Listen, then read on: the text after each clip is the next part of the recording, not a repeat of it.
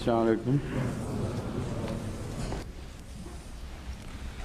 जापान की खबरें तो आप बाकायदा सुनते रहते हैं इमाम साहब। Vous êtes en train de recevoir les nouvelles du Japon. L'imam Saab est en train आज de ये कुछ नहीं। présenter ses informations जापान किस लिए गए concernant थे? le Japon. Où est l'imam Saab?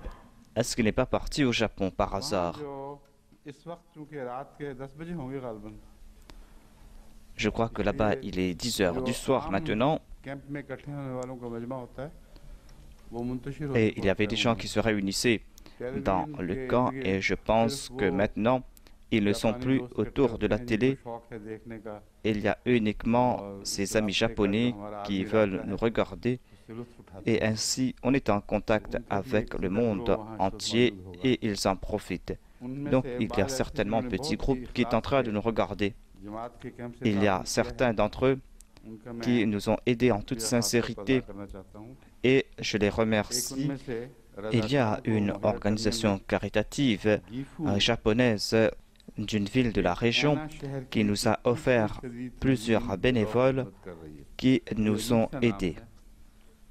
गीफू Le nom के de cette organisation est ऐना étrange. शहर की 21वीं सदी तंजीम इसका तंजीम का नाम ही 21वीं सदी लगता है और गीफू सूबा है। Gifu, je pense que c'est une province और अब तक ये लोग 11 ट्रकों et का ils सामान ont distribué हमारे कैंप des के लिए vivres तकसीम करवा चुके qu'ils ont apportés dans 11 हैं। camions खूबसूरत et आर्ज ils ont कमरा इनके distribué cela dans रज़ाकार notre camp. इंजीनियर्स ने बना कर दिया है Les ingénieurs bénévoles और de cette Tanaka organisation nous a offert une chambre इस तंजीम के लीडर et हैं il y a aussi M. और ये Tanaka कमरा qui est le हमारे लिए responsable बहुत de मुफीद साबित cette हो रहा है। organisation et on est en train de profiter de cette chambre. On l'utilise pour des réunions avec les responsables des ordres ONG. On utilise cette chambre comme salle de contrôle. Au nom de toute la Jamaat, je remercie M. Tanaka Isato, lui qui est en train d'accomplir cette grande tâche. Qu'Allah le récompense.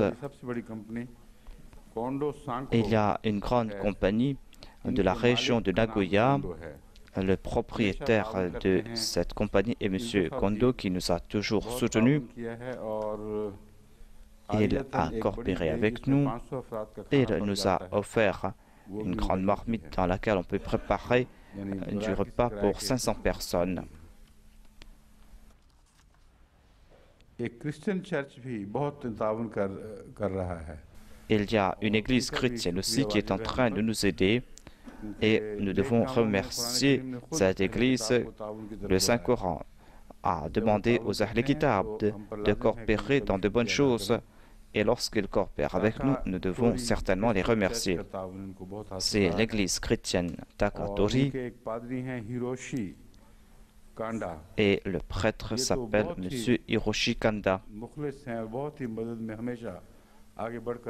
C'est quelqu'un qui nous a toujours aidés à là-bas. Il était toujours présent pour nous aider. Il y a aussi des bénévoles qui sont venus des 4 coins du Japon et je remercie toutes ces personnes. Parmi les bénévoles japonais, il y a 3 Japonais qui, dans leur cercle respectif, sont très importants. Ce sont des personnes très capables, des personnes qui ont une grande sincérité et qui sont en train de servir les sinistrés dans ce camp. Il y a le professeur Natsujama,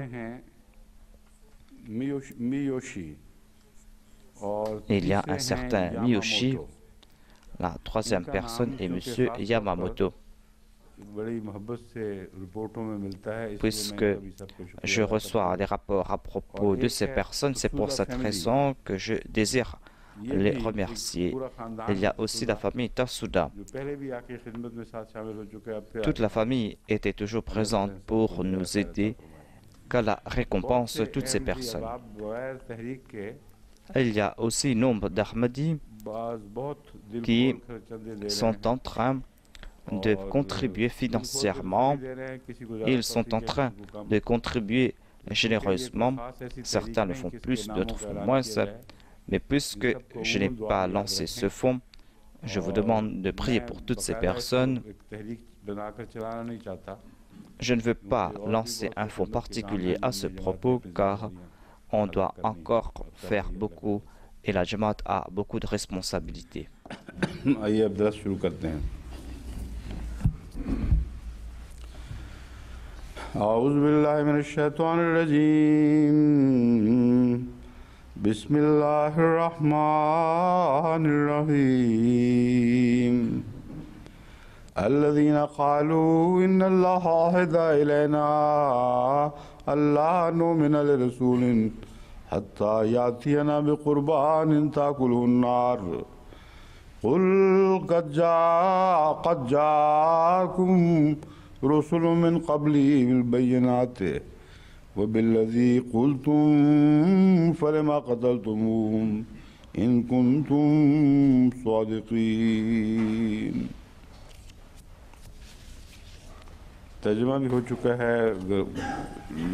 J'ai déjà présenté la traduction, j'ai déjà parlé à propos des mots difficiles. Maintenant, je vais parler à propos de la dernière partie de ce verset. Je disais donc à propos des miracles que le Saint-Coran est rempli de miracles. Ici, on commence à expliquer cela. On ne pourra pas compléter ce sujet en une seule session. Des chercheurs pourront consacrer leur vie tout entière et ils ne pourront pas compléter ce sujet, car il y a beaucoup de miracles à propos desquels on n'a pas de connaissance. On ne sait pas quand est-ce qu'on va découvrir ces miracles. On trouve mention de ces miracles dans le Saint-Coran.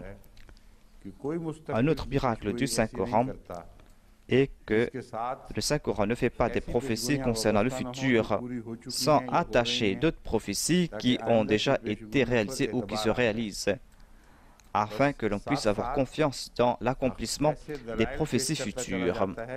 Le Saint-Coran présente des preuves qui sont basées sur la vérité que tout le monde peut constater. Là où on mentionne l'au-delà et le paradis et l'enfer, on trouve mention de ces prophéties qui se sont réalisées au cours de cette vie, ou des prophéties qui sont en train de se réaliser et qui vont se réaliser. Il sera tout à fait erroné de dire que l'on pourra comprendre tous les miracles du Saint-Coran. Certains miracles du Saint-Coran se réalisent à des moments où on les néglige. Et il y a nombre de prophéties qui concernent notre période. Et les exégètes du passé n'ont pas parlé à ce sujet. Ils n'ont pas parlé à propos de ce verset. Là où on trouve mention de la bombe atomique, on trouve mention du Hutama. Et ce verset ne peut que s'appliquer qu'à la bombe atomique. Mais puisque le Saint-Coran nous présente ce miracle, et le Saint-Coran nous présente plusieurs sens. Le sens premier est caché et à la surface, on peut trouver d'autres sens. Personne ne peut dire que cette parole est obsolète. Le Messie premier a présenté des commentaires spirituels de cette sourate et il a présenté ce feu comme un feu spirituel. Il a présenté des métaphores à ce sujet. Mais en dépit de cela, il y a aussi d'autres sens qui sont cachés et qui sont présents. Et puisqu'on a déjà inventé la bombe atomique, on peut comprendre qu'il n'y a pas d'autre sens littéral qu'on peut présenter. Il y a certainement d'autres sens cachés qu'on peut présenter. On peut présenter des métaphores à ce sujet. Si cela concerne le monde spirituel, eh bien, ces sens seront acceptables. Sinon, les autres explications n'auront aucune réalité. Parmi les miracles du Saint-Coran, et je suis en train de parler des miracles du passé, eh bien, sachez que le Saint-Coran a lavé les accusations portées par la Bible, et c'est là une grande faveur sur la Bible. La Bible déclare que Aaron était coupable de polythéisme, c'est-à-dire qu'il avait fabriqué ce veau et a rendu culte à ce veau. Si un livre accuse un prophète de shirk, certainement ce livre accorde la permission aux autres mouchriquines. Le Coran déclare وَلَقَدْ قَالَ لَهُمْ هَارُونُ يَا قَوْمِ إِنَّمَا فُتِنْتُمْ بِهِ إِنَّ رَبَّكُمُ الرَّحْمَنُ فَاتَّبِعُونِي. C'est-à-dire, vous avez été éprouvés. Votre Rab, c'est Ar-Rahman. Obéissez-moi, suivez-moi et abandonnez Samiri. Le Saint-Coran est en train de nous présenter un prophète et sa personnalité pure. Une personnalité qui est en accord à la personnalité du prophète. Le concept d'un prophète est qu'il est pur et qu'il doit être pur. S'il n'est pas pur, eh bien, le sujet de la naboua est tout à fait absurde. Le Saint-Coran nous présente que tous les prophètes de Dieu sont purs et le Saint-Coran nous présente les erreurs de la Bible. La Bible déclare que lorsque Moïse a sorti sa main de son aisselle, sa main était blanche comme de la neige et était comme une main de lépreux. Les gens ont peur de la lèpre à l'époque et allaient se sauver.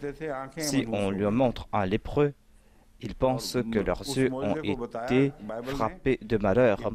La Bible nous présente ce miracle et nous fait comprendre que sa main était blanche comme de la neige et comme une main de lépreux. Est-ce là un miracle? Le Saint-Coran nous dit « Ô Moïse, fais sortir ta main sera blanche et il n'y aura pas de maladie dans cette main. » Et les gens vont aimer cette main. Les gens vont se tourner vers cette main et on ne trouvera pas trace de maladie. Donc, quelle est la parole véridique? Quelle est la parole révélée ici? Et quelle est la parole de l'homme ici?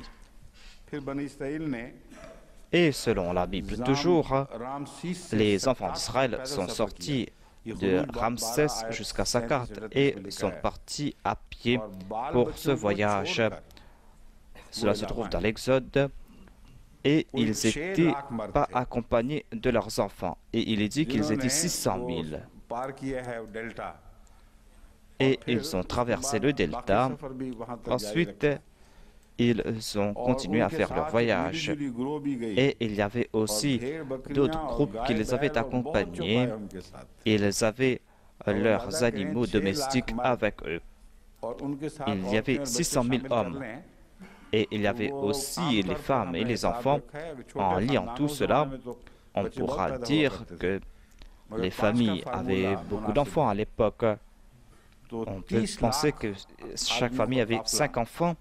Cela voudra dire qu'il y avait 30 millions de personnes et ils sont sortis le matin. Comment est-ce qu'ils ont voyagé? Quelle est la distance qu'ils ont parcourue pour traverser le delta? Et Pharaon ne savait même pas que cette foule était en train de quitter cette région. Et si on fait ces comptes, c'est quelque chose d'impossible. C'est-à-dire qu'il y ait 3 millions de personnes et qu'ils soient accompagnés de leurs animaux domestiques. Comment est-ce qu'ils auraient pu éviter Pharaon? Et comment est-ce qu'ils ont pu traverser le delta? Et lorsqu'ils se sont rencontrés, ils se sont séparés. Ce sont des exagérations et nombre d'Occidentaux ont rejeté ces faits et disent que c'est une exagération, cela ne peut se faire. Je ne pense pas qu'il y avait autant d'habitants en Égypte à l'époque, c'est-à-dire 3 millions de personnes. Le Saint-Coran déclare « Alam tara ila alladhina kharaju min diyarihim wa hum ulufun hadar al-maut » N'as-tu pas vu ceux qui sont sortis de leur maison en raison de la peur? Et ils étaient quelques milliers. Uluf signifie milliers. C'est-à-dire qu'ils étaient quelques milliers et pas plus. Quelques milliers est quelque chose d'important. Mais c'est quelque chose qui est acceptable. 30 लाख तक पहुंच जाएं ये तो नामुमकिन है। Mais on ne peut pas dire qu'il y ait 3 millions de personnes là-bas. और वो सफर इतना खतरनाक था, Et ce voyage était dangereux. उनका निकलना वो खुद मौत को दावत देने C'est-à-dire, के ils मुतरादिफ sont था। sortis कुरान करीम à का ce बयान moment, देखें, et ऐसा s'ils सही sont वलीद है। sortis là-bas, ils s'appelaient कहते हैं, वो मौत के la डर से mort. निकले थे। Le Saint-Coran déclare ils sont sortis en craignant la mort. अल्लाह ने فَقَالَ कहा لَهُمُ कि ये اللَّهُ मौत कबूल مُوتُوا. कर लो, जाओ हम तुम्हें Allah बताते leur हैं। a dit acceptez cette mort, acceptez cette mort vers laquelle nous vous invitons. C'est grâce à cette mort que vous aurez le salut. फिर उस ثُمَّ मौत की आज़माइश में أَحْيَاهُمْ. डाला और उनको जिंदा निकाल Ensuite, दिया। après cette mort, Dieu les a fait sortir vivants. C'était un grand miracle que nous présente le Saint-Coran, et c'est la parole de Dieu que nous sommes en train de lire ici. Et ce n'est pas la peine de discuter davantage à ce sujet. अपने नबियों को जो दाग किया है बाइबल ने, La Bible a accusé nombre des prophètes, même si on n'accepte pas que certains n'étaient pas des prophètes, mais en tout cas, on accepte que ce sont des saints personnages, et l'Israël est lié avec ces prophètes ou avec ces personnages, c'est-à-dire Hadrat Daoud et Hadrat Suleiman. Dans la Bible, nous trouvons des chapitres et des chapitres à propos de ces personnes. Et on les a accusés, ces personnes. On dirait qu'ils étaient les pires parmi les hommes à l'époque. Et on va dire certainement que c'était des infâmes. Mais c'était des prophètes de Dieu. Dieu parlait avec ces personnes. C'était des personnes qui étaient des bénédictions pour les autres. Même si on dit qu'ils n'étaient pas des prophètes, on peut dire que Dieu leur parlait et leur montrait des signes. On les a accusés à tort.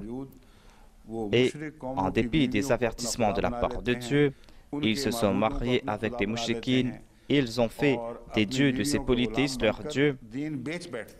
Et ils étaient esclaves de leurs femmes et avaient perdu leur foi. Et se sont empêtrés dans tous les péchés. Et pour prendre la femme d'un autre, ce prophète a pris le mari de cette femme, le mari qui était le chef d'une armée, et l'a envoyé dans une guerre pour qu'il soit tué. Et ce prophète a envoyé quelqu'un pour faire en sorte que cette personne ne retourne pas vivant afin qu'il puisse faire main basse sur sa main. Voilà donc ces concepts de la Bible.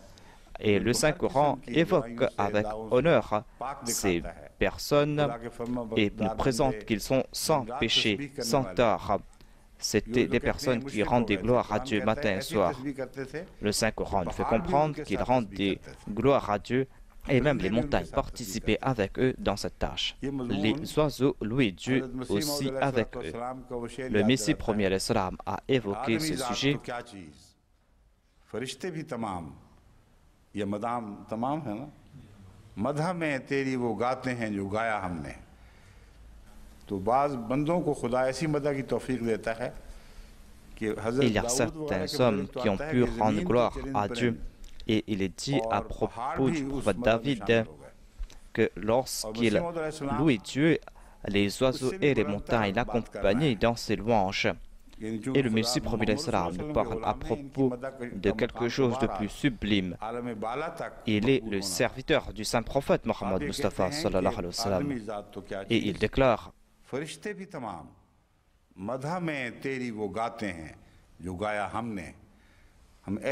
c'est-à-dire que nous sommes en train de rendre louange à Dieu.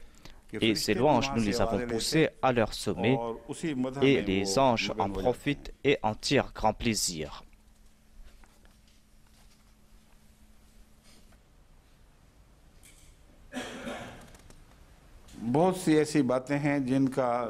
Il y a nombre de faits que le Saint-Coran n'a pas évoqués. Et moi aussi je laisse cela de côté car ce sera trop long. Lorsque le Saint-Coran abandonne certains faits, cela nous fait comprendre que ce n'est pas la peine d'en faire mention, ce n'est pas la peine d'évoquer. Et le Saint-Coran n'a pas abandonné un seul fait qui méritait d'être mentionné et qui a été évoqué dans la Bible. C'est un principe immuable, un principe qui ne change pas. Appliquez cela partout.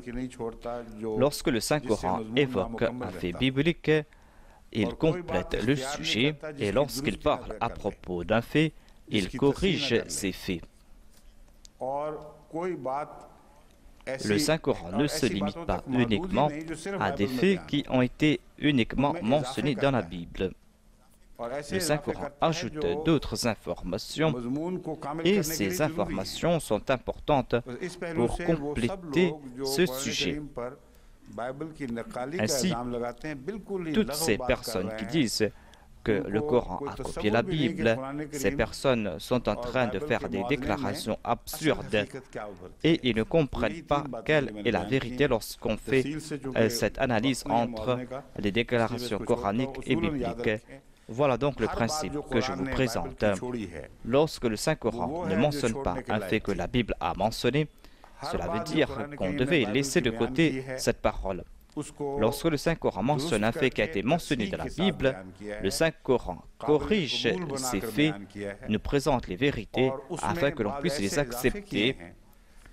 Et le Saint-Coran ajoute d'autres faits grâce auxquels l'on comprend que le Saint-Coran ne copie pas la Bible. Le Saint-Coran est la parole de Dieu, celui qui connaît l'invisible, car les scribes bibliques ne savaient pas cela. Par exemple, il y a cet incident qui concerne la noyade du Pharaon. La Bible évoque le fait que Pharaon a laissé derrière lui son armée. Mais on ne sait pas ce qui s'est passé après. Le Saint-Coran évoque la noyade du Pharaon et nous fait comprendre qu'il avait prié au moment de la noyade. Il a déclaré: « Oh mon Seigneur, accorde-moi le salut. » Et Allah a déclaré: « Al-An, est-ce le moment de demander le salut? Ce n'est pas le moment d'avoir le salut spirituel. » Al-Yawma nunajjika bi bananika. Aujourd'hui, nous allons te préserver physiquement, préserver ton corps. Pourquoi cela? Litakuda min khalfaka aya, afin que tu sois un signe pour ceux qui vont venir après toi. Toi-même, tu ne mérites pas ce salut. Et les peuples qui vont venir après toi vont profiter de toi. En te voyant, ils vont tirer leçon de ta situation. C'est pour cette raison que nous avons préservé ton corps. D'une part, il y a cette déclaration. Et la Bible aurait pu dire que c'était des histoires absurdes. Les ennemis de l'islam auraient certainement pu attaquer le Saint-Coran au moment de la révélation de ce verset, en disant que le Coran évoque ces faits alors que cela n'a pas été mentionné dans la Bible. Comment le saint prophète a-t-il pu savoir ce qui s'est passé entre Dieu et Pharaon? C'est pour cette raison que je dis que le Saint-Coran nous présente des preuves après chaque déclaration. La preuve est que le futur sera témoin de ce fait. Vous pourrez avoir des doutes à ce sujet. Mais lorsqu'on va trouver le cadavre de ce pharaon, c'est là que vous allez constater que ces paroles coraniques étaient vraies. On ne trouve pas la moindre indication de cette conversation dans la Bible. Et les Arabes ne pouvaient même pas concevoir cela. Ils ne pouvaient même pas concevoir la culture égyptienne qui a été préservée et qu'un jour on va faire des découvertes à ce sujet et qu'on va faire sortir ces momies des pharaons. Dans un de mes sermons, j'ai dit que, selon moi, Nunajjika Bibanika a deux sens. Le premier sens est que nous n'allons pas t'accorder le salut spirituel, mais nous allons préserver ton corps. Le deuxième sens est que nous allons préserver et ton corps et ta vie, mais nous n'allons pas préserver ton âme et tu es détruit spirituellement, tu n'auras aucune vie spirituelle. Lorsque tu seras mort, ton cadavre sera préservé et tu seras un signe pour le futur. Ces faits historiques que nous avons devant nous n'étaient pas évidents, même à l'époque du Messie promis, alayhi salam. C'est pour cette raison que le Messie promis alayhi salam a évoqué le premier sens, c'est-à-dire nous n'allons pas te maintenir en vie spirituellement, ou plutôt nous n'allons pas préserver ta vie, c'est-à-dire nous n'allons pas préserver ta vie, mais nous allons préserver ton corps. Certains ulémas ont écrit à ce sujet et ont déclaré que j'ai présenté un sens contraire à celui qu'a présenté le Messie promis alayhi salam. Les paroles du Messie promis alayhi salam sont les paroles qui soutiennent le Saint-Coran. Et un prophète nous présente des informations selon les informations de son époque et soutient le Saint-Coran par rapport à ces informations. Et il y a d'autres serviteurs de Dieu qui servent le Saint-Coran et ils servent le Saint-Coran selon les informations qu'ils ont à leur époque. Et ce sens que nous n'allons pas préserver ta vie, mais que nous allons préserver ton corps. Le Saint-Coran nous présente ces faits et cela est en accord avec ces faits historiques qu'on connaissait à l'époque du Messie promis alayhi salam. Mais après cela, des faits historiques se sont dévoilés et cela nous présente les autres sens. Si on rejette ce fait, le danger sera que l'on ne doit pas accepter le Saint-Coran comme une parole véridique dont la prophétie va se réaliser dans le futur et qui sera aussi un signe. Et on va présenter des idées contraires à ce que le Saint-Coran nous présente. Le Messie promis alayhi salam n'est pas venu pour accomplir cette tâche. Le Messie promis alayhi salam a été envoyé pour soutenir le Saint-Coran. Il a déclaré que celui qui honorera le Saint-Coran sera honoré au ciel. La vérité est que l'on doit faire tous ces efforts pour soutenir le Saint-Coran. Le Messie promis alayhi salam a servi le Saint-Coran. Et si quelqu'un, par ignorance, pense que je suis en train de m'opposer au Messie promis alayhi salam, eh bien, je m'en soucie guère. Moi, je suis venu ici pour honorer le Saint-Coran, comme nous le dit le Messie promis alayhi salam. Voilà l'esprit du Saint-Coran. Voilà le but de l'avènement du Messie promis alayhi salam. Et je vais me maintenir sur cette position. C'est Dieu qui va me juger. Dieu connaît l'état des cœurs.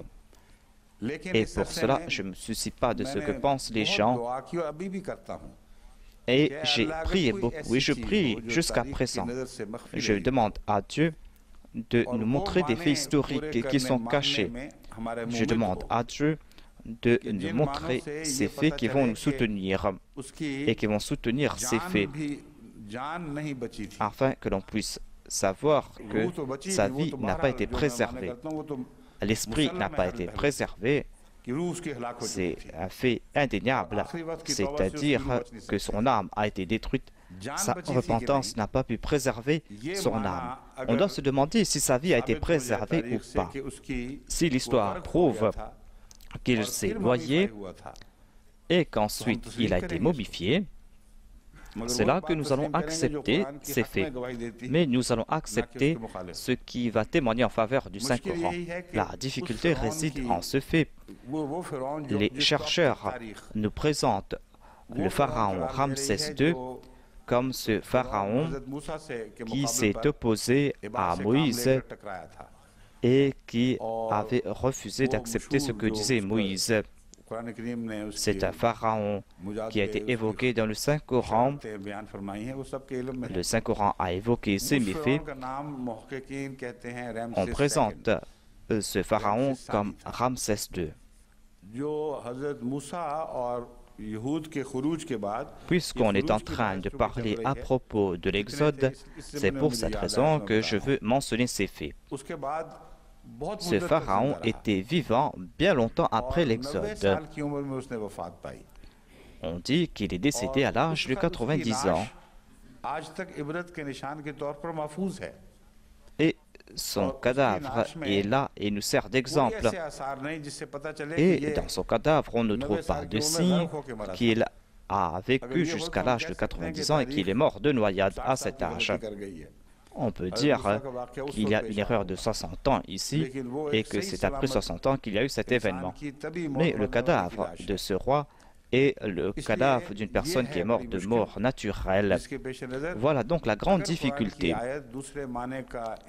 Et si le Saint-Coran nous présente les autres sens, eh bien nous allons devoir certainement accepter cela. Il se peut que l'on fasse d'autres recherches à ce sujet et ces possibilités sont là. Je suis en train de faire des recherches continuelles à ce sujet et j'ai demandé à des chercheurs de m'aider à ce sujet. Il y a un nouveau point que j'ai découvert. Il y a une autre fenêtre qui s'est ouverte et on doit faire d'autres recherches à ce sujet. On parle à propos de Ramsès II ici. On a fait beaucoup de recherches à propos de ce roi et les experts ont écrit un livre à ce sujet. Ce volume a été bien publié. C'est un très grand volume qu'on utilise pour les exhibitions. Il y a des images et des photos dans cet ouvrage et il a cité les références.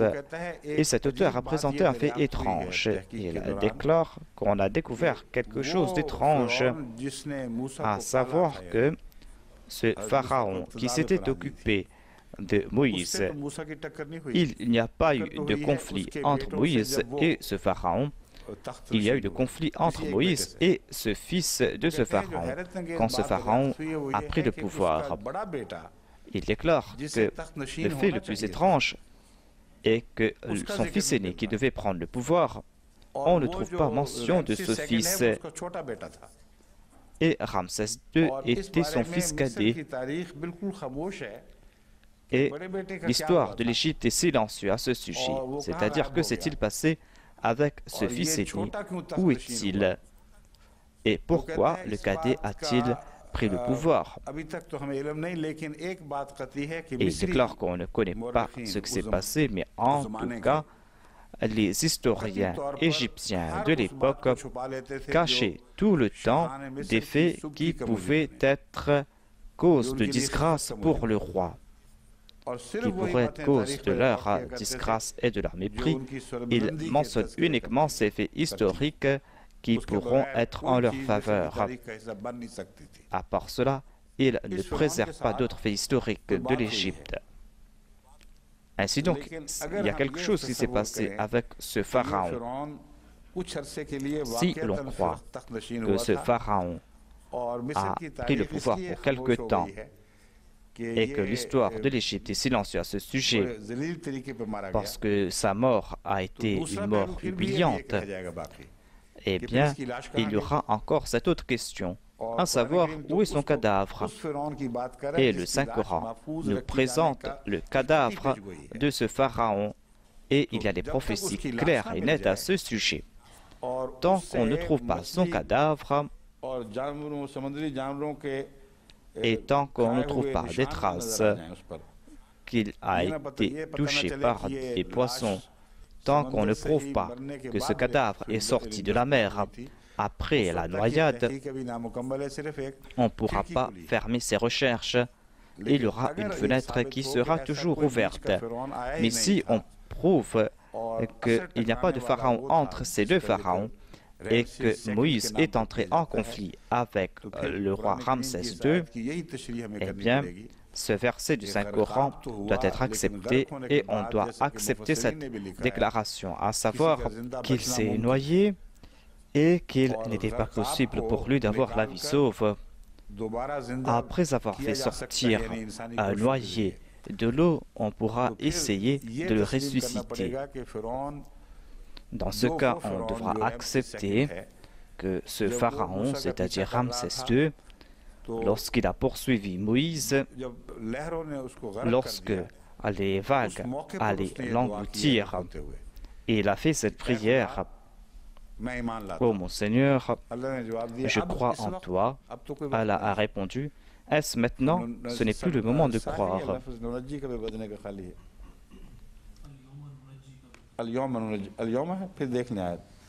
नोनजी का बेबदने का तो कथित तौर पर है। En tout cas, आज के il est दिन dit या Nunadji अब Kabibananika जो à भी partir माना इसमें d'aujourd'hui. निकलेगा, Maintenant, मसला देखेंगे। quel que soit le sens qu'on va présenter, en tout cas, il est dit qu'Allah a déclaré que je ne vais pas accorder de salut à ton âme. Ce jour est passé. Au moment de la mort, aucune repentance n'est acceptée. Nunadji Kabibananika, nous allons préserver ton corps, un corps sans âme, c'est-à-dire un corps sans spiritualité, sans foi. Voilà le sens que je présente moi. Cette possibilité est présente, car la promesse a été faite et il était sur le point de se noyer. C'est pour cette raison qu'il a fait cette prière. Il s'est noyé, mais il y avait autour de lui ses protecteurs. Il y avait aussi des soldats qui ont essayé de le faire sortir des eaux. Et il se peut qu'on ait apporté sur la côte et qu'on ait pu le ranimer. Le Saint-Coran a dit la vérité et il est un menteur. Tant qu'il a vécu, il était hostile envers Moïse. Tant qu'il a vécu, il était un pharaon et l'histoire nous fait comprendre qu'à plusieurs reprises, il a essayé de s'attaquer à Jérusalem. Et les historiens ne comprennent pas pourquoi est-ce qu'il était si véhément et pourquoi est-ce qu'il a lancé tous ces assauts. Voilà donc le scénario que je suis en train de présenter. Et c'est ainsi que l'on pourra comprendre cela. C'est-à-dire, puisque ce pharaon était profondément blessé, puisqu'il a été humilié, et on ne trouve pas d'exemple pareil parmi les pharaons d'Égypte, il n'a pas cru comme nous le fait comprendre le Saint-Coran. Il était comme un cadavre vivant et le Saint-Coran soutient que, au lieu de croire, il était encore plus courroucé et il a lancé plusieurs assauts contre les enfants d'Israël. La parole est Falyawma nunajjika bibadanika. À partir d'aujourd'hui, maintenant, nous allons sauver ta vie. Voilà donc le point que je voulais évoquer concernant l'Exode. Voilà comment cela s'est passé. Et on va présenter ces vérités. Et si l'on prouve que c'était Ramsès II, eh bien, ce sens du verset du Saint-Coran doit être accepté, c'est-à-dire qu'il a été noyé, mais son corps a été préservé. Il était en vie, mais il n'avait pas de vie spirituelle. Son âme était morte. Dans ce cas, il n'y aura pas de problème.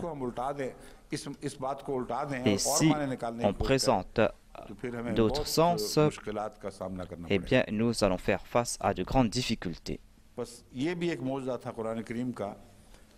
Voilà donc un autre miracle du Saint-Coran, à savoir que le Saint-Coran présente un fait concernant un pharaon qui allait se noyer alors qu'il n'y avait pas d'informations à ce sujet, et il est dit que ce pharaon a été préservé en tant que tel pour le futur et que son cadavre sera exhibé. Et nous avons vu l'accomplissement de tout cela devant nos yeux. Et si cela concerne l'autre fils du pharaon, lorsque son cadavre va sortir, on va retourner vers l'autre sens et présenter ces faits.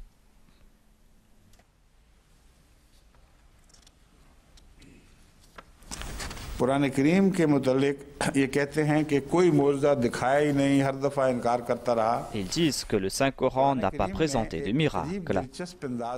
Le Saint-Coran adopte une ligne de conduite intéressante pour prouver que ces gens ont ressenti ces miracles.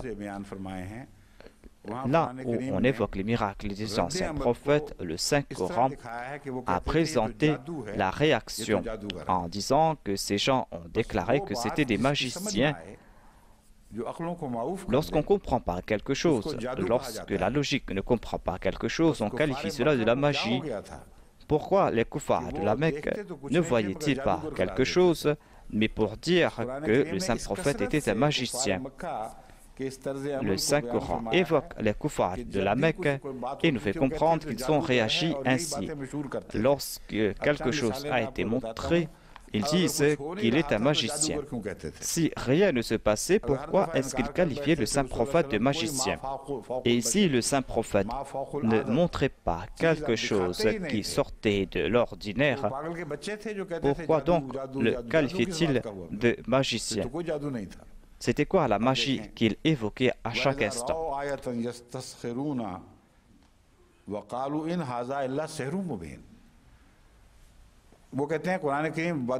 Les détracteurs du Saint-Coran disent que le Saint-Coran n'a pas montré de miracle. Le Saint-Coran déclare que lorsqu'on leur montre un signe, ils méprisent ce signe, s'en moquent, tout comme on s'est moqué des signes des prophètes d'antan. Mais ils acceptent et disent « In hada illa sihrun mubin » c'est une magie manifeste. C'est-à-dire c'est quelque chose d'impossible. Soit qu'on a trompé nos yeux, ou soit il a été rusé. En tout cas, ce n'est pas un miracle, c'est une magie. On a qualifié tous les miracles de Moïse comme de la magie. Ensuite, il est dit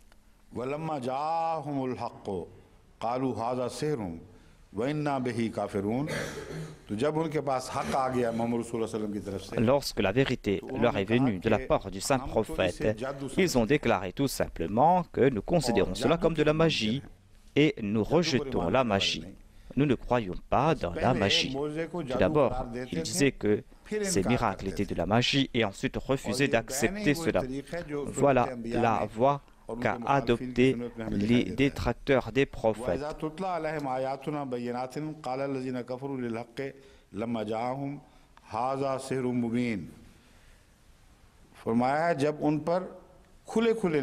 Quand les signes leur ont été présentés clairement et nettement, c'était des signes éclairés. Ces signes sont des miracles. Lorsqu'on leur a montré ces miracles qu'ils ne pouvaient rejeter, ceux qui ont rejeté la vérité ont déclaré, lorsque cette vérité s'était dévoilée à eux, c'est de la magie manifeste.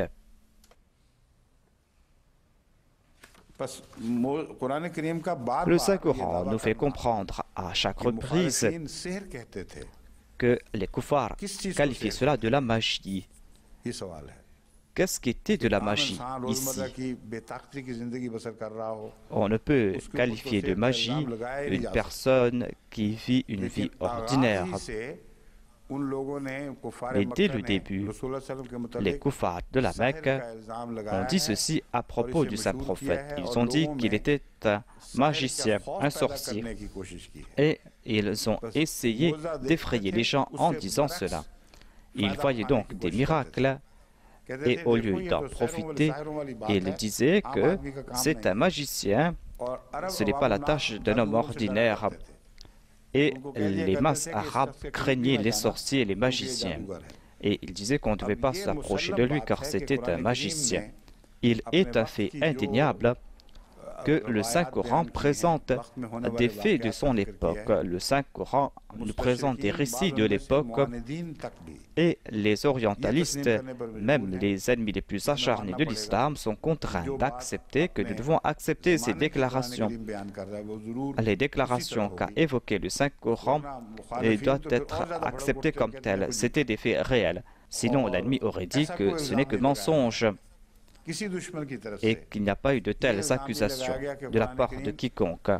Aucun ennemi n'a accusé le Saint-Coran de présenter des faits concernant le présent qui étaient faux. Et les croyants qui avaient accepté auraient rejeté le Saint-Coran. Car d'une part, on est en train de dire la vérité et d'autre part, on était en train de jouer avec le mensonge. J'ai évoqué donc ces miracles. Ils ont vu ces miracles, ils ont accepté ces faits. Mais au lieu de dire que c'était des miracles, ils disent que c'était de la magie. Tout cela en raison du résultat.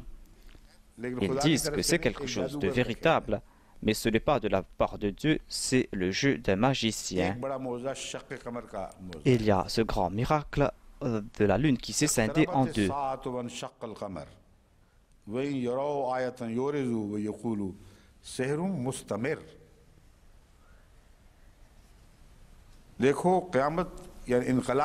Il est dit, l'heure s'est rapprochée, et la lune s'est fendue. Leur état est, lorsqu'ils voient un signe, ils s'en détournent et disent Sihr Mustamir, une magie pratiquée de tout temps. C'est une magie qu'on a pratiquée de tout temps. Ils ne parlent pas d'une seule magie. Ils sont témoins de ce fait que le saint prophète a montré ce miracle quotidiennement. Mustamir signifie c'est quelque chose qui est perpétuel. Et ces sots disent qu'on a demandé ces miracles et on dit que le saint prophète n'a pas montré un seul de ces miracles. N'ont-ils pas lu ces versets, ces détracteurs de l'islam? On trouve le témoignage des ennemis de l'époque et les témoignages des ennemis du passé sont plus acceptables que les témoignages des ennemis d'aujourd'hui, car ils avaient vu cela de leurs yeux.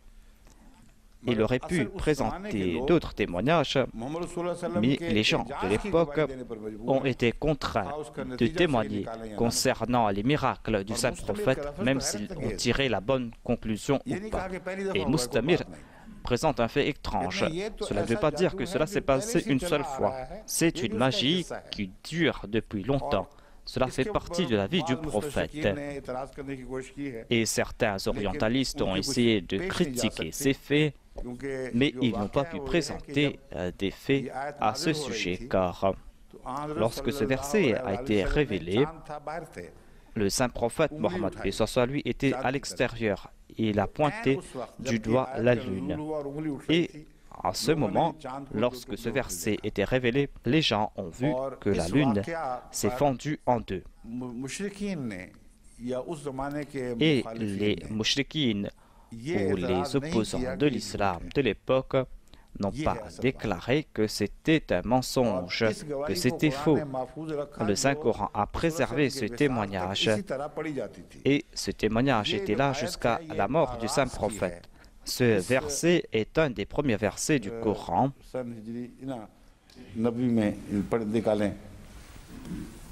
जहाँ तक मुझे याद है ये दौरे नबूवत की आयत है अभी मैं आपको बता देता हूँ ये 5 हिजरी की है हिजरी की है नहीं 5 सने नबी हाँ फिर खुदा 5 नबी की है Ce verset a été révélé 5 ans après que le saint prophète s'est déclaré prophète. उस वक्त तक इस कसरत से मोज़े दिखा चुके थे. Et jusqu'à ce moment, ils avaient vu grand nombre de miracles. Et les gens disaient que c'était Sihr Mustamir. Et après cela, le saint prophète a montré ces miracles pendant 18 ans. Et les kuffars ont accepté l'islam en grand nombre.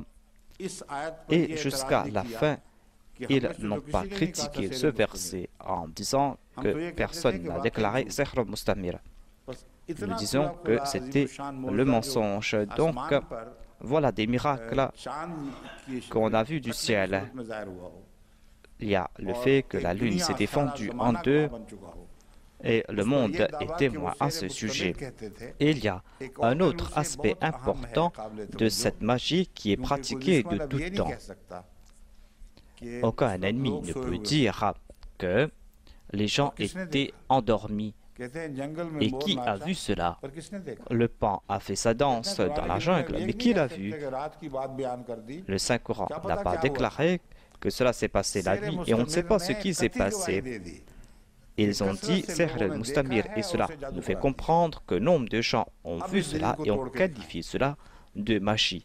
Maintenant, arrêtez cet argument.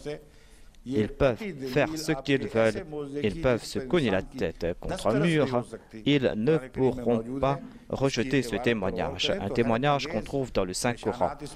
Méditez à ce sujet et vous allez voir des signes importants.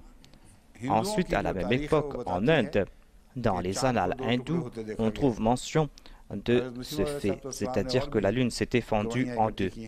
Le Messie promis alayhi salam a réuni d'autres témoignages. Comment cela s'est passé, on ne sait pas. À ce sujet, on peut présenter plusieurs explications, mais en tout cas, il n'y a pas de doute quant à cet événement. Si quelqu'un déclare que on ne peut pas présenter des raisons scientifiques, des explications qui seront acceptées par la science d'aujourd'hui et que c'est pour cette raison que cela est faux, eh bien cet argument n'est pas scientifique. La science accorde prééminence aux témoignages et les théories suivent ces témoignages. Si le témoignage est avéré et que la théorie ne soutient pas ce témoignage, eh bien les scientifiques vont dire que nous ne pouvons pas expliquer cela, nous ne pouvons pas présenter cela, mais l'événement a eu lieu. Voilà donc un des miracles. Les musulmans ne sont pas obligés de présenter des explications à ce sujet, car cet événement a eu lieu, cet événement est indépendant de toute explication, cet événement a eu lieu. Certes, les musulmans ont une obligation, c'est-à-dire qu'ils doivent faire des recherches pour soutenir les déclarations coraniques. Ils peuvent essayer de trouver des explications scientifiques qui puissent consoler les cœurs de ces gens. À ce sujet, suite à mes recherches, j'ai pu présenter une possibilité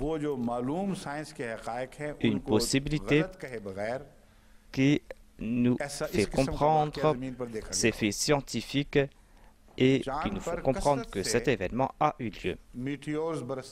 Quotidiennement, il y a des météorites qui frappent la Lune et on trouve des cratères sur toute la surface de la Lune. Et les scientifiques disent qu'il y a une poussière qui se soulève lorsque la Lune est frappée de météorites. Et si un très grand météorite a frappé la Lune, il se peut que cela ait recouvert toute la surface et qu'il y ait eu un nuage de poussière et que de la Terre, on ait cru que la Lune s'était scindée en deux. Et puisque c'est un événement qui a pu se passer rapidement et qu'il y a eu cette poussière qui se levait, cette poussière n'est pas aussi épaisse que celle de la Terre, et il se peut qu'on ait cru que la Lune s'était scindée en deux et qu'après quelque temps, on a revu la Lune tout entière. Voilà la théorie qu'on peut présenter. Cela n'est pas impossible, car sur Terre, il y a eu de tels événements. Il y a des météorites qui ont frappé la Terre. Il y a aussi ce météorite qui a été la cause de la destruction des dinosaures. Et on dit la même chose à propos de cet événement. Ce météorite était si énorme que lorsqu'il est tombé dans la mer, il y a une tempête qui s'est répandue du nord jusqu'au sud. Il y a des nuages qui se sont levés et il y a eu des changements climatiques et cela a été la cause de la destruction des dinosaures. On peut croire que cet événement a eu lieu en un instant, mais peut-être que cela a pris 100 000 ans. En tout cas, dans le monde de la science, on ne qualifie pas d'un instant une si longue période. Cela ne veut pas dire que les dinosaures ont disparu d'un seul coup. En tout cas, voilà l'explication qu'on présente concernant la destruction des dinosaures. Si ce météorite est tombé dans la mer et si cela a pu créer cette tempête du nord jusqu'au sud, s'il y a eu cette ligne de poussière, eh bien, cela allait se répandre. En tout cas, cette poussière sur la surface de la Lune s'est répandue très rapidement. Et cette possibilité est là. C'est une théorie et quelqu'un peut l'accepter ou pas. Mais le témoignage est toujours là. Qu'on présente une théorie ou pas, il n'y a pas de doute que cet événement a eu lieu.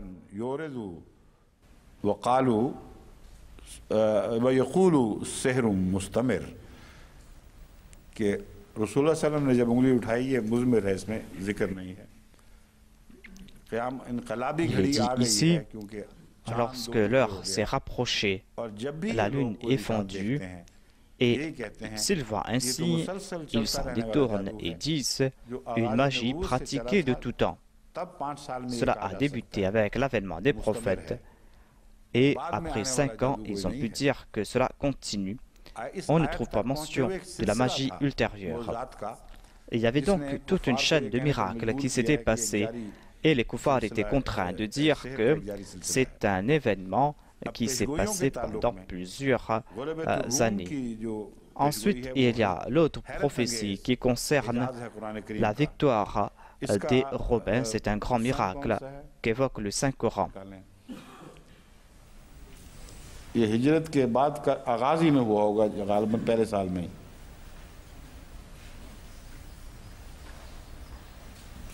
सूरह रूम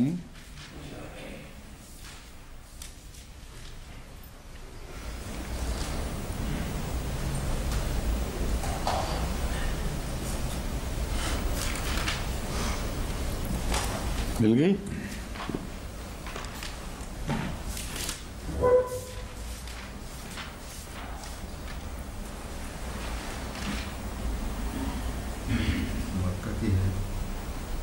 मक्का की सब इस पे यही कहते हैं यानी मक्की है कहते हैं लेकिन इसकी डेट फिक्स करना जो है वो डिफिकल्ट है क्यों लेकिन अक्सर ने छठा और 7वां साल नबूवत का ठीक है और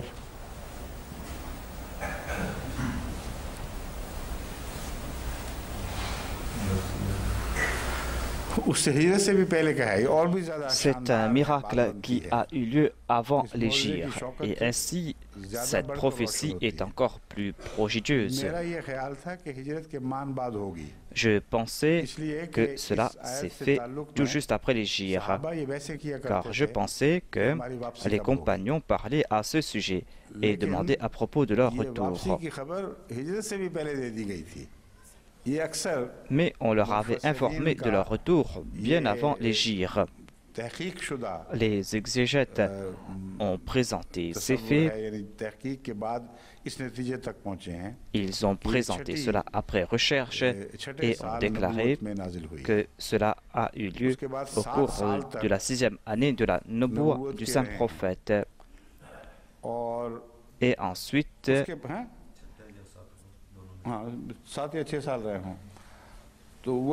ensuite, il y a eu encore 6 ans de Nubuwa et je dois faire d'autres recherches à ce sujet avant de vous présenter ces faits. Car après cela, il n'y a eu que 2 ans pour la conquête de Rome. Cette victoire a eu lieu 2 ans après l'hégire. Est-ce qu'on a parlé à ce sujet au cours de ces 2 années? Voilà la question. On doit faire plus de recherches à ce sujet.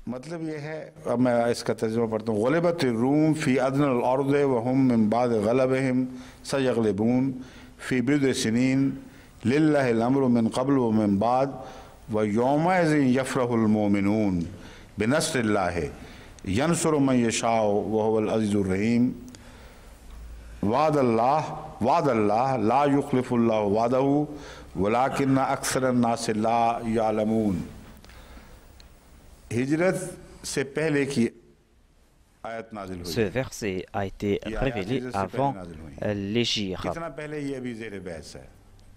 On ne sait pas combien de temps avant l'hégire. On va vous présenter ces faits après. Mais en tout cas, on pense que cela a eu lieu au cours de la 6e ou de la 7e année de la Nubuwa. La prophétie est que les Romains ont été vaincus, c'est-à-dire les Ahl Kitab ont été vaincus par les mouchriquines, les polythéistes. C'est-à-dire, on est en train de parler des Perses, ceux qui habitaient en Iran. Ils étaient les adorateurs de feu, c'étaient des polythéistes.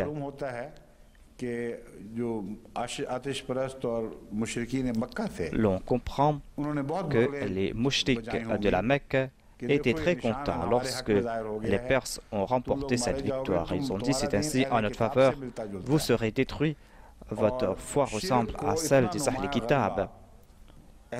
Et le shirk, le polythéisme, a remporté une grande victoire sur les Ahl Kitab. Cela est en notre faveur. C'est ainsi que se sont comportés les polythéistes. C'est quelque chose de tout à fait plausible. Certainement, ils ont dit cela. Mais même s'ils l'ont dit ou pas, le Saint-Coran accorde de l'importance à cet événement. Il nous fait comprendre que les Romains ont été vaincus. Fi adna al-ard. Ils ont été vaincus dans certaines parties de la terre. Et les polythéistes se sont accaparés de leur terre. Ensuite, il est dit que, après cette défaite, ils remporteront certainement la victoire.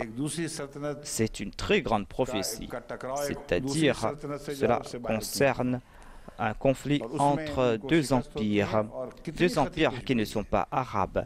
Il y a un empire qui a été vaincu et il y a cette prophétie que certainement cet empire remportera la victoire. Ensuite, il dit Fi bidar sinin, après quelques années. Il n'est pas dit que cela va prendre très longtemps. Certainement, ils remporteront la victoire après quelques jours. Bida signifie entre 3 et 9. C'est-à-dire qu'ils ne remporteront pas cette victoire avant 3 ans et certainement ils remporteront leur victoire avant 9 ans et ils reprendront leur terre. Cette prophétie n'a pas une relation uniquement avec ces gens, mais aussi avec les musulmans. Ce n'est pas une réponse que les Ahl Kitab vont remporter la victoire. Mais il est dit aussi que lorsque ceci va se réaliser, les croyants seront très contents. Car en fait, ici, on leur donne la bonne nouvelle que nous qui avons perdu notre terre, nous allons certainement retourner vers cette terre. Sinon, pourquoi Dieu va-t-il mentionner ces deux empires? C'est ainsi en faveur du saint prophète. Lorsque ceci va se réaliser, eh bien, nous aurons cette certitude que nous allons retrouver la chose que nous avions perdue. Le Saint-Coran ajoute à ce sujet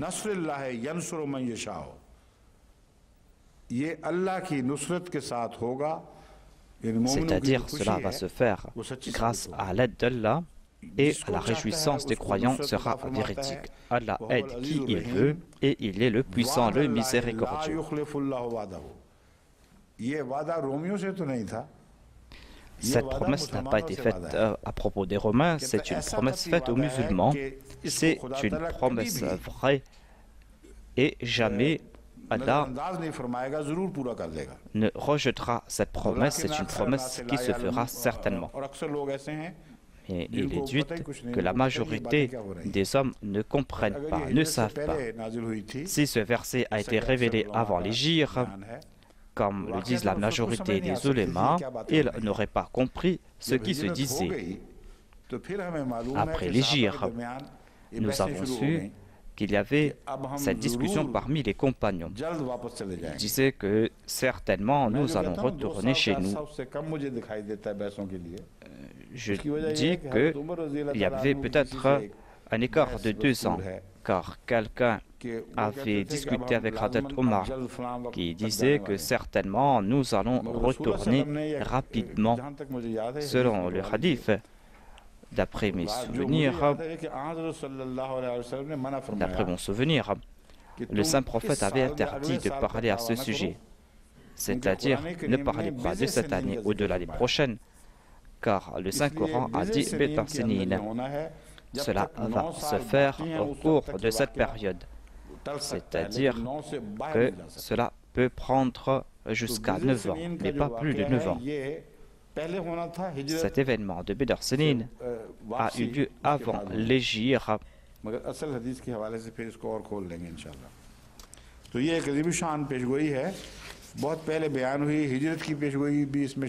C'est une grande prophétie. On trouve mention de la prophétie concernant l'hégire. Cela concerne des événements entre deux empires. Cela a été annoncé en toute certitude et cela s'est fait. Ensuite, ils sont retournés de l'hégire. Ce sont de grands miracles et personne ne peut trouver d'exemple pareil dans d'autres livres religieux. dans lesquels on trouve ses promesses et la réalisation de ses promesses. Quelle était la promesse faite à propos de Moïse? Est-ce qu'il est retourné sur cette terre après 40 ans? Au contraire, on a ajouté encore 40 ans. C'était un très grand prophète, certes, mais comparé au saint prophète, il n'était pas un prophète de grand statut. Son peuple a été infidèle envers lui. Ce n'était pas sa faute, mais cette promesse a été repoussée. On trouve mention de cela dans la Bible. Il est dit que pendant 80 ans, le peuple de Moïse errait dans le désert sans aucun soutien. Et en fin de compte, après ces 80 ans, après toute une génération, ceux qui sont sortis de l'Égypte n'ont rien vu de leurs yeux, les pauvres. La majorité d'entre eux ont erré et sont morts en cours de route. C'est l'autre génération qui a vu l'accomplissement de cette promesse, mais ils s'empêtraient rapidement dans le mal. Voilà le miracle du saint prophète. Il n'y a pas de comparaison avec ce miracle. C'est-à-dire que cet événement va se faire certainement au cours de cette période de 9 ans et vous allez recevoir ces bonnes nouvelles, vous serez soutenu et vous allez retourner chez vous. Vous allez voir cela au cours de la vie même du saint prophète. Il n'y avait que quelques-uns qui sont tombés en martyrs au cours de cette période, mais toute la génération a vu l'accomplissement de cette prophétie. Et ces gens disent qu'il n'y a pas eu de miracle.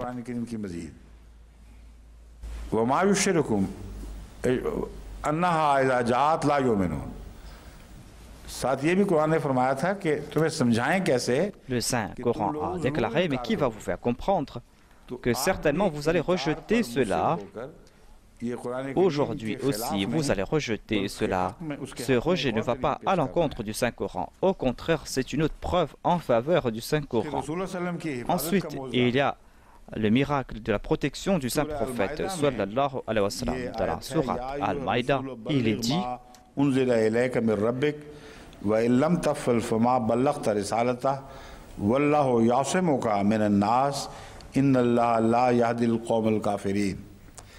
mais on ne se base pas uniquement sur ce seul verset. Dans le Saint-Coran, il y a nombre de versets qui présentent ce sujet. Il y a des indications, ça et là, à savoir que Dieu va accompagner le saint prophète, Allah est son protecteur, et l'ennemi ne pourra pas nuire au saint prophète et ne pourra pas tuer le saint prophète. Et Allah va le protéger de toute grande épreuve. Cela a commencé depuis que le saint prophète s'était proclamé prophète, quand il marchait tout seul dans la Mecque. N'importe qui pouvait l'attaquer. Ils avaient de la colère dans les yeux. Voilà ce que le Saint-Coran déclare. Mais ils ne pouvaient rien faire. Il y avait une force de Dieu qui les retenait. Et au cours de cette période de 13 ans, après une longue patience, ils n'ont pu plus se contrôler. Certainement, ils étaient courroucés et ils n'ont pas pu faire le plan pour tuer le saint prophète. Dieu les avait rendus impuissants. Après 13 ans, lorsqu'ils ont fait ce plan, la situation était très précaire. Il n'y avait que le saint prophète, Hadrat Ali et Hadrat Abu Bakr. Il n'y avait que ces trois. Et le saint prophète était la raison de cet égir. Il y avait ces deux soutiens. Et le saint prophète avait envoyé Hadrat Abu Bakr en avant-coureur pour préparer les montures, les vivres, et il devait sortir hors de la Mecque. Il est sorti tout seul et personne n'a eu de doute à ce sujet. Et afin de gagner du temps, le saint prophète a placé Hadrat Ali dans son lit. Ils étaient là, les guetteurs étaient là et entouraient la maison. Les guetteurs surveillaient cette maison. C'est pour cette raison qu'il a laissé Hadrat Ali dans son lit. Le lit était peut-être à découvert, peut-être qu'il dormait à l'extérieur, mais en tout cas, il est clair et net qu'on pouvait voir son lit. Et il l'avait placé dans son lit avec cette certitude qu'on ne touchera pas un seul cheveu de Hazrat Ali. Sinon, ce sera à l'encontre de la nature du saint prophète qui laissera Hazrat Ali dans son lit alors qu'il était sûr qu'on allait le tuer. Il était sûr et certain qu'il était sous la protection. Et il était aussi le fils d'Abu Talib. L'inimitié était à l'égard du saint prophète et non pas à l'égard de Hazrat Ali ou de Hazrat Abu Talib. Et ses enfants étaient présents. Et si un ennemi voulait le tuer, il y avait d'autres enfants de Hazrat Abu Talib qui allaient le protéger. Cela ne veut pas dire que Hazrat Ali se trouvait en très grand danger, comme le disent les chiites, et qu'il ne pouvait pas s'en échapper. L'histoire nous a fait comprendre qu'ils ne se sont pas souciés de Hazrat Ali, ou que Ali dormait à la place du saint prophète. Personne ne l'a touché, personne ne l'a insulté. Voyez donc la perspicacité du saint prophète. Il savait très bien qu'on n'allait pas le toucher. Il voulait leur faire croire que c'était lui qui était dans ce lit, car le saint prophète Mohammed dormait dans ce lit. Après cela, le saint prophète est parti tout seul. Il est sorti d'entre ses guetteurs et ils n'ont rien vu, ils n'ont même pas vu le saint prophète sortir. En tout cas, ils avaient le regard sur ce lit et ne voulaient pas détourner le regard de ce lit. Et dans ce lit dormait Hazrat Ali. N'est-ce pas cela un miracle? C'est un très grand miracle. Un miracle qui prouve la confiance du saint prophète, paix sur lui. Il avait cette certitude parfaite. Il avait la certitude parfaite que personne ne pourra l'attraper car telle était la promesse de Dieu. Ensuite, il est sorti d'entre ces personnes. Il est sorti et le matin, lorsque Hazrat Ali s'est levé, c'est là que l'ennemi a su ce qui s'était passé. Ensuite, il y a eu la débandade et ils sont sortis pour le chercher avec les pisteurs.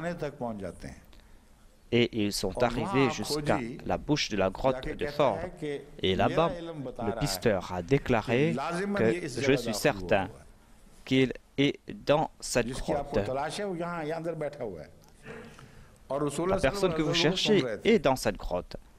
Le saint prophète sallallahu alayhi wa sallam et Hazrat Abu Bakr entendaient leur foi. Mais comment est-ce qu'ils ont été protégés? Il y a une araignée qui a tissé sa toile sur la bouche de la grotte. Cette araignée avait tissé sa toile au cours de la nuit. Et une colombe avait aussi pondu son œuf à l'intérieur. Cette toile d'araignée était la plus faible d'entre les maisons. Le Saint-Coran déclare que la maison la plus faible est la toile d'araignée. Personne ne trouvera refuge dans une toile d'araignée. Voyez ce miracle. C'est grâce à cette toile d'araignée qu'on a protégé le saint prophète. Ceux qui les poursuivaient parlaient et on voyait leurs pieds. Le saint prophète et Hazrat Abu Bakr parlaient. Hazrat Abu Bakr avait peur.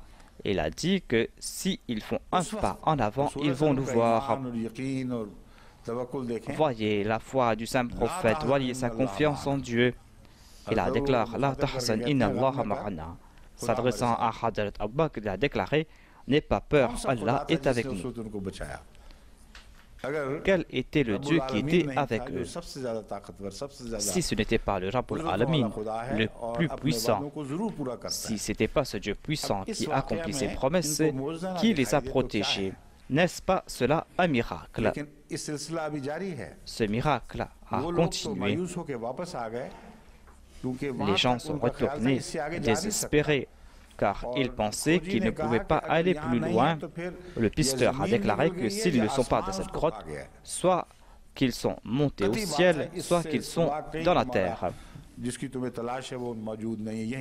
Et la personne que vous cherchez se trouve ici. L'ennemi était assoiffé de son sang et ils sont repartis humiliés.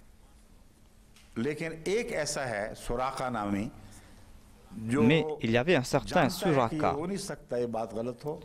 qui savait très bien que c'était là une erreur et qu'il savait qu'ils étaient là et qu'ils ont passé la nuit ici, et s'ils ont passé la nuit ici, ils ne sont pas très loin.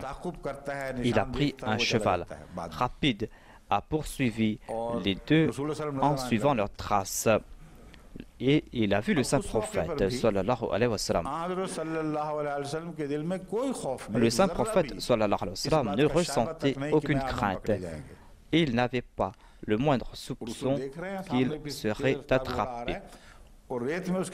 Il voyait ce cheval rapide qui se rapprochait de lui. Le cheval s'est ensablé et il n'a rien pu faire. Le saint prophète a vu Suraka et il savait qu'il y avait quelque chose. Suraka comprenait qu'il y avait quelque chose d'extraordinaire qui se passait. Je ne me souviens pas s'il a cru en cet instant, mais en tout cas, il s'est repenti de ses mauvaises intentions. Le saint prophète a fait cette prophétie. Il a déclaré au Suraka: je vois les bracelets d'or de Khosrous dans tes mains. Le saint prophète se trouvait dans un état très précaire et il a fait cette promesse et cette prophétie que je vois les bracelets de Khosrous dans tes bras. Il fait cette promesse alors que sa vie ne tient qu'à un fil. Et les détracteurs du saint prophète ne voient pas de miracle. Nous acceptons que le Messie a émigré.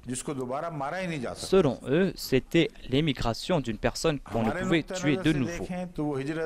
Selon nous, le Messie a accompli cette émigration et personne ne le voyait car il se cachait loin des regards. Mais là-bas, on ne voit pas cette certitude qu'on a vue dans le cas de l'immigration du saint prophète, sallallahu alayhi wa sallam. Et on ne voyait pas les mêmes dangers, car la majorité des gens croyaient que le Christ était mort. C'est pour cette raison que personne ne le poursuivait. Il n'y avait personne qui était à ses trousses. Il avait pris des précautions, il se cachait. Ses apôtres lui disaient de sortir dans la ville. Et il disait non, je ne veux pas partir en ville. Je ne vais pas entrer en ville. Il ne sortait que pendant la nuit. L'émigration s'applique à lui avec toute sa gloire. Mais lorsqu'on fait la comparaison avec l'émigration du saint prophète, nous voyons une très grande distinction. Le saint prophète a regardé la mort en face et est parti. Et il n'a pas reculé. Et on l'a vu sortir. On l'a poursuivi. On savait qu'il était là, mais personne ne le voyait. En ce qui concerne les chrétiens, ils acceptent que Jésus-Christ était une personne qui n'allait pas mourir de nouveau. S'il n'allait pas mourir de nouveau, pourquoi se cachait-il? Quel était le danger? Pourquoi n'est-il pas entré dans la ville? Aucun de ses ennemis n'a vu l'accomplissement de son plus grand miracle. Il a présenté des miracles que ses ennemis ont rejetés. Ils n'ont pas cru en lui en voyant ces miracles. Et son plus grand miracle, personne ne l'a vu. Et on dit à propos de ceux qui ont vu ce miracle que c'était un phénomène parapsychologique. Ils disent qu'il n'y a pas eu de témoin concernant la personne de Jésus. Le Saint-Coran nous présente tous ces miracles et tous ces miracles du Saint-Coran dépassent de loin leurs miracles. Il n'y a pas un seul miracle qui va à l'encontre des lois que Dieu a édictées. Ce sont des faits qui se sont passés devant les yeux, des miracles, et l'ennemi était impuissant, ne pouvait rien faire. Le Messie promis alayhi salam déclare que le saint prophète Mohammed Mustafa sallallahu alayhi wa sallam est passé par 5 moments très périlleux. Il fut en très grand danger et Allah l'a protégé de façon extraordinaire et cela ne peut qu'ébahir l'homme. La première fois fut quand les Korachites ont entouré la maison du saint prophète lorsqu'ils ont eu l'intention de le tuer. Le deuxième moment fut lorsqu'il y avait ce groupe de poursuivants qui étaient devant la grotte où se trouvait le saint prophète sallallahu alayhi wa sallam. Ces poursuivants avaient fait de grands efforts pour arriver là où il était. Ils avaient monté jusqu'à cette grotte et ils ont dû faire beaucoup d'efforts pour cela. Ils n'avaient qu'à se baisser pour voir le saint prophète. Il parlait devant la grotte. Le pisteur déclarait qu'il est là alors que les gens ne pouvaient pas le voir. Ils étaient sous le contrôle de Dieu. C'était là un très grand miracle. Sinon, il suffisait et étaient les poursuivants du saint prophète. Le troisième moment fut lorsque le saint prophète était seul au cours de la bataille d'Uhud. Les koufars étaient tout autour de lui et personne n'a pas pu le frapper. Le fait qu'il a eu la vie sauve était un très grand miracle, un grand miracle. Le quatrième moment fut lorsqu'une juive a voulu empoisonner le saint prophète, sallallahu alayhi wa sallam. Ce poison était si puissant que la personne qui était assise à côté du saint prophète et qui avait consommé cette viande est morte. Lorsque le saint prophète a pris un morceau, Dieu l'a révélé qu'il doit arrêter sa main.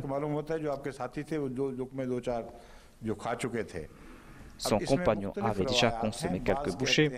Et cette viande, selon certains récits, des récits qui ont été évoqués par les orientalistes et qui s'en moquent et disent que c'est la viande qui a parlé. Des fois, dans une vision ou dans une révélation, on voit de telles choses. Voilà ce qu'on voit. Il y a un objet qui parle, alors que l'objet n'a pas la parole. Le fait qu'ils s'en moquent prouve leur ignorance. Nous avons vu de tels miracles de nos yeux. Il y a un objet qui a parlé et ce qu'il a dit est vrai. Il y a M. Bachir Sindi. Son père s'appelait M. Mohal. En tout cas, son père a embrassé l'Ahmadiyya. C'était un Ahmadi très fidèle qui priait beaucoup.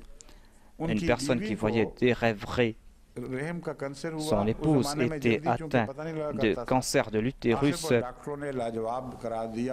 En fin de compte, les médecins ont dit qu'elle ne vivra pas plus d'une semaine, car ce cancer s'est répandu. Il a prié, c'était à l'heure de Tahajjud.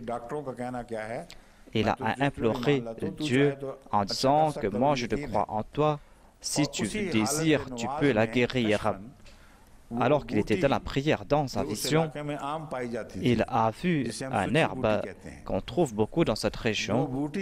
Cette plante est venue devant lui et a commencé à danser en disant « Utilise-moi et il y aura la guérison ». On peut dire que c'est une histoire farfelue, mais comment est-elle guérie?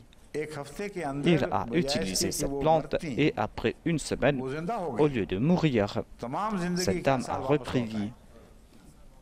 Et les signes de la vie sont retournés. Elle a vécu très longtemps, non seulement qu'elle était en vie, et grâce à ce miracle de la prière, nombre de personnes ont repris vie. Et on a fait des recherches dans les Nations Unies à ce sujet. Il y avait le docteur Mirza Munawwar qui avait participé dans ces expériences. Il a envoyé cet exemple et son témoignage. Il a déclaré que je suis témoin de ce fait. J'ai rencontré beaucoup de cas où, selon la médecine, cette personne est sur le point de mourir et cette même plante a agi et cette plante a eu des effets. Faites de l'expérience à ce sujet. Et on a publié un long article à ce sujet dans le journal Life. Et ils ont accepté qu'il y a quelque chose dans cette plante. C'était une vision, c'est la plante qui parlait avec cette personne. C'est une histoire d'un serviteur et d'un serviteur du saint prophète Mohammed sallallahu alayhi wa sallam. Le Messie promis alayhi salam et ce serviteur qui est allé au plus devant. Et c'est l'histoire d'un serviteur de ce serviteur. Une plante lui a parlé et la parole qu'elle a prononcée était vraie. Et ces sots se demandent comment la viande a-t-elle parlé. Le Saint-Coran déclare que c'est Allah qui accorde la parole. Au jour de la résurrection, les peaux vont parler. Et on va se demander, pourquoi parles-tu? Et la peau va répondre, c'est Dieu qui nous a accordé la parole. Allah peut appeler la personne de son choix. Ces personnes sont tout à fait extraordinaires et disent que le feu a parlé, dit que je suis Dieu et présente cela avec fierté. Et lorsque cette plante parle, cela les blesse.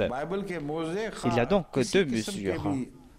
Il y a les miracles de la Bible, même si ce sont des miracles absurdes qu'on ne peut accepter, ils présentent cela et disent que c'est quelque chose d'ordinaire. Et lorsqu'il y a des miracles fondés à propos du saint prophète, ils s'en moquent.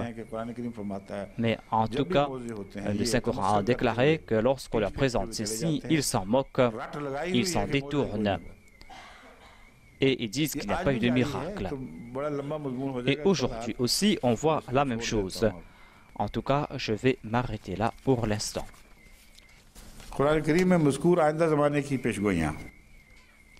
Le Saint-Coran a fait des prophéties concernant le futur.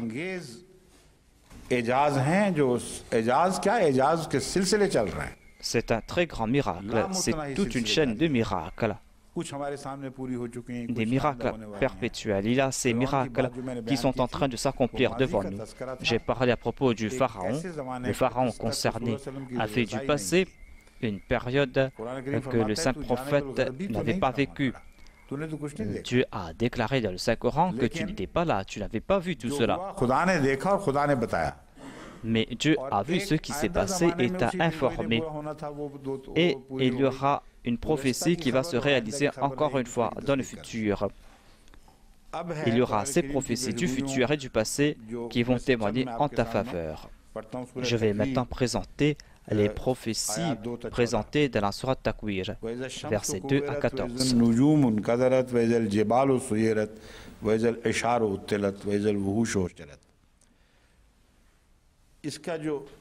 Il est dit en premier, il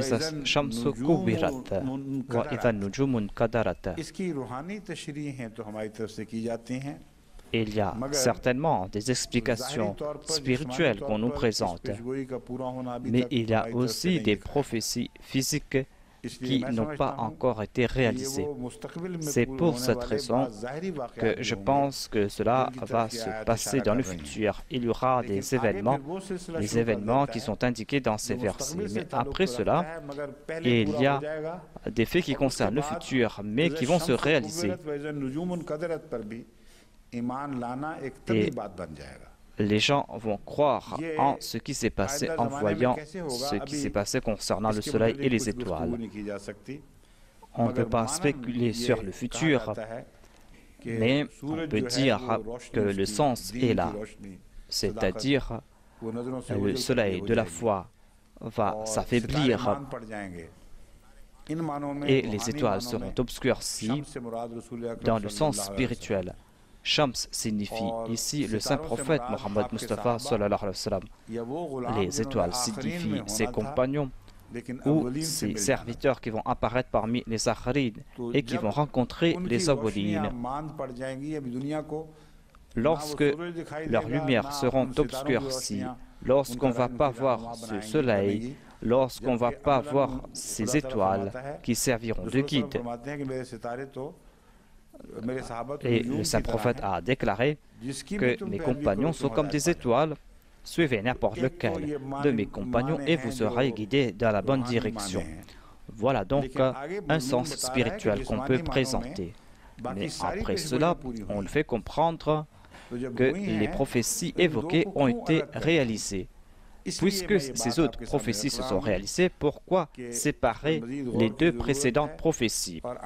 Donc, je vous ai dit qu'il faut méditer à ce sujet et certainement, cela va se réaliser comme les autres prophéties se sont réalisées. Certainement, ces prophéties vont se réaliser. Ces étoiles qui seront obscurcies signifient peut-être que lorsqu'il y aura ces guerres atomiques, lorsqu'il y aura des nuages partout, il se peut que pendant très longtemps, on ne puisse pas voir les étoiles, qu'on ne puisse pas voir la voûte céleste. Et voilà ce qui s'est passé temporairement en Irak. au cours de la guerre de l'Irak, c'est vrai qu'ils n'ont pas utilisé des armes atomiques à grande échelle. Ils l'ont fait à petite échelle. Il y a eu aussi le fait qu'on a brûlé du pétrole, cela a créé des nuages. Et ceux qui ont écrit à ce sujet ont déclaré que cela a recouvert le ciel et il y avait ce danger que cela allait causer le réchauffement de la Terre et que cela allait se faire en raison du dioxyde de carbone. En tout cas, je dis qu'on a vu quelques aspects de ces prophéties, mais moi je pense que ce sera un très grand signe qui va se réaliser. Ensuite, il est dit, lorsque les montagnes seront déplacées, cela s'est appliqué littéralement. On a maintenant déplacé des montagnes qu'on ne pouvait déplacer. Les hommes ne pouvaient pas monter sur ces montagnes. Maintenant, on a fait des routes sur ces montagnes. Et à travers des moyens, il est maintenant de monter sur ces montagnes. Et on a pu atteindre les sommets des montagnes. Suyirat est une expression. Lorsqu'on dit Al-Jibalu Suyirat, le sens est que les gens vont monter sur ces montagnes. C'est-à-dire qu'on va utiliser les montagnes comme moyen de déplacement et les gens vont monter sur les montagnes quotidiennement. L'autre sens est que les montagnes seront déplacées. On va faire disparaître de grandes montagnes. On va les enlever et les placer ailleurs. On a détruit de grandes montagnes avec des bombes afin de construire des routes et pour d'autres objectifs. Et on voit cela aussi à Rabwa. 11 ans auparavant, il y avait des montagnes là-bas et certaines de ces montagnes ont disparu. Quelqu'un m'a averti, a dit que ne cherchez pas des montagnes là-bas car ces montagnes ont complètement disparu. Et je lui ai dit que Allah est en train de nous montrer des signes, que vous allez voir que on a fait déplacer ces montagnes. Oui, on est en train de transporter ces pierres et on est en train d'utiliser les pierres des montagnes de Rabwa partout dans le Pakistan. Cela est en train de se faire, est en train de se réaliser. Ensuite, il est dit quand les chamelles grosses de 10 mois seront abandonnées. Lorsqu'on va abandonner les chamelles grosses de 10 mois. Cela a deux sens. Le premier sens est que les gens disent que les chamelles grosses de 10 mois marchent très vite ou vont très vite. Je ne pense pas que cela a été prouvé. C'est-à-dire que les chamelles enceintes peuvent voyager rapidement ou marcher rapidement. Cela veut tout simplement dire qu'on ne serait plus intéressé par les chamelles.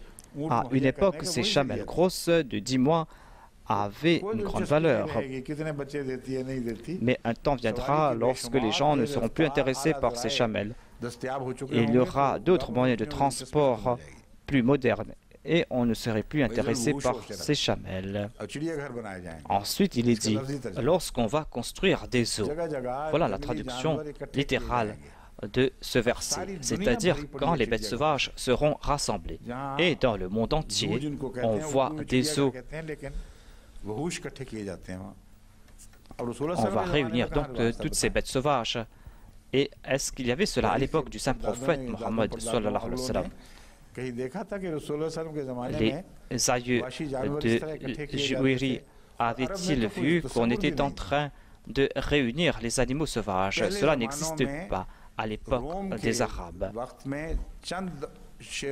À l'époque romaine, on avait l'habitude de réunir des lions. On avait lancé ces lions contre les criminels et contre les chrétiens pour les tuer.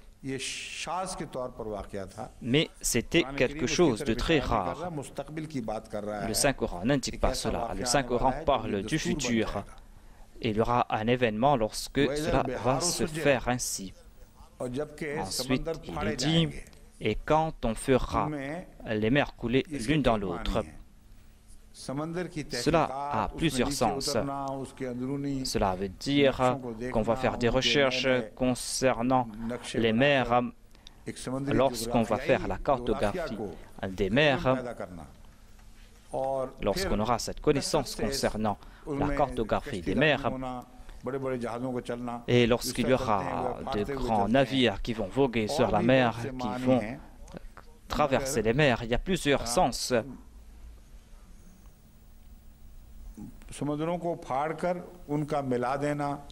Ils vont couper les mers et ils vont réunir les mers. Il y a plusieurs sens qu'on peut déduire. Et je continue. Ensuite, il est dit quel était le sens de ce verset à l'époque du saint prophète? On réunissait les hommes, les gens se réunissaient. Quel sera le futur à ce sujet? Les Arabes rencontraient les Arabes et rencontraient les non-Arabes. Ils étaient en contact avec les peuples voisins. Il y avait aussi des voyageurs. Mais signifie que les hommes vont se rapprocher, vont se rencontrer. Ils pourront facilement se rencontrer. Cela n'est pas possible sans l'invention des nouvelles formes de transport. Et ainsi, on arrive à se rencontrer. C'est quelque chose de quotidien. Les gens se rencontrent et l'on pense que ce sont des voisins qui se rencontrent. Ensuite, il est dit que ce sera le moment de la loi et on va respecter la loi. Il y aura des fauteurs des troubles partout. Il y aura aussi la loi qui va accorder la protection. Il y aura des lois qui concerneront les valeurs de l'homme. En Arabie, il n'y avait pas les droits de l'homme. Le père tuait sa fille, le père pouvait enterrer sa fille vivante, personne ne lui demandait. Mais on va mettre en place de telles lois pour qu'aucune personne ne puisse tuer sa fille, pour qu'aucun père ne puisse tuer son enfant. Et nous voyons cela quotidiennement ici. Il y a par exemple une mère qui a laissé son enfant mourir par négligence et elle est châtiée. On qualifie cela d'homicide et pas de meurtre, c'est-à-dire elle a été coupable de négligence, une négligence criminelle, et c'est pour cette raison qu'elle est emprisonnée. Après combien de temps cette prophétie s'est-elle réalisée? Ensuite, il est dit, quand le ciel sera mis à nu, c'est-à-dire qu'on va faire de grandes recherches sur le ciel, et on va découvrir nombre de choses à propos du ciel. Et cela s'est fait aujourd'hui, à notre époque. On ne trouve pas de telles recherches dans le passé. Personne ne faisait des recherches à ce sujet. Et il n'y avait pas des moyens pour faire ces recherches. Ensuite, il est dit que quand on fera flamber l'enfer, le sens sera, l'homme fera face à de grandes souffrances. En dépit de grands progrès, là où vous allez partir, vous allez voir l'enfer. Il n'y aura plus de paix, il n'y aura plus de tranquillité. Telle sera la situation. Ces moyens qu'on a utilisés pour faire du progrès vont pousser les gens au bord de la guerre et cela va créer l'enfer sur terre. Ensuite, il y a cette bonne nouvelle. C'est-à-dire qu'on va accomplir aussi de bonnes œuvres. Dieu, de par sa grâce, va accepter ces bonnes œuvres, car celui qui va accomplir de bonnes œuvres dans cet enfer va recevoir le paradis. Et cela veut dire aussi que la Jamaat des Akharines va se répandre. Il y aura ces personnes qui viendront et qui transformeront cet enfer en paradis. Et le paradis va se rapprocher de l'homme. Et la Jamaat Ahmadiyya est en train d'accomplir cette tâche partout. Et il y a un nombre de non-musulmans qui acceptent que s'il y a une Jamaat qui peut transformer cet enfer en paradis, c'est la Jamaat Ahmadiyya. Quand j'étais au Canada, j'ai rencontré de grands politiciens et tous ont annoncé ouvertement que le message que j'ai donné, si on veut transformer l'enfer en paradis, on pourra le faire grâce à ce message. Et selon nous, c'est la Jamaat Ahmadiyya qui est en train d'œuvrer en ce sens et on n'a pas d'autre espoir ailleurs. C'est un grand témoignage du paradis qui s'est rapproché et je vous présente cela. Ceux qui sont venus des États-Unis m'ont rencontré, ont dit la même chose et ont dit que nous sommes contraints d'accepter que si on veut établir la paix dans le monde, eh bien cela va se faire grâce à cette Jamaat. C'est votre point de vue qui pourra protéger le monde de la destruction. Cette prophétie devait se réaliser, mais cette prophétie est en train de se réaliser. Cela a débuté. Lorsque cette prophétie va se réaliser dans toute sa gloire, eh bien, on va enlever ce qui a obscurci les étoiles. On va présenter ces étoiles et cette prophétie du Messie premier salam va se réaliser. Il a déclaré que ma personne va présenter ce Messie qui va poser son pied sur ce minaret blanc. Et les gens seront contraints de l'accepter. Inch'Allah, il en sera ainsi. Il y aura d'autres prophéties qui...